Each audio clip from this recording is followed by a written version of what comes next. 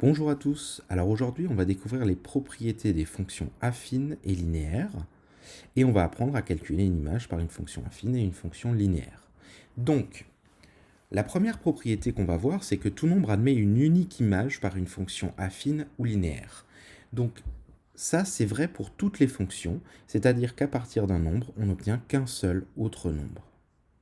La particularité des fonctions affines ou linéaires, c'est elles admettent un unique antécédent par une fonction affine ou linéaire. Qu'est-ce que ça veut dire? Ça veut dire qu'un nombre n'a qu'un seul antécédent par une fonction affine ou linéaire. Si on revient en arrière, il n'y aura qu'un seul nombre.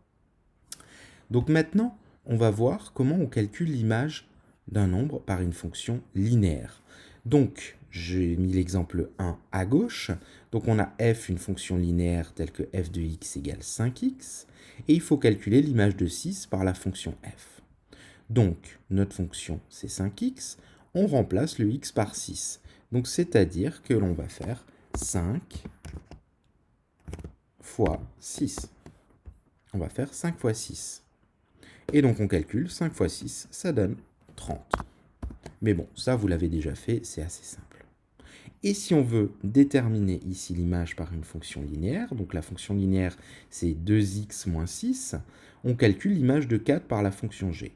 Donc on remplace le x par 4, donc on va faire 2 fois 4, moins 6. 2 fois 4 moins 6, on calcule 2 fois 4, 8, moins 6, l'image de 4, c'est 2.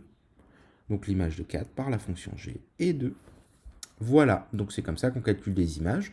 Donc vous allez calculer quelques images deux fois grâce à des fonctions linéaires et grâce à des fonctions affines.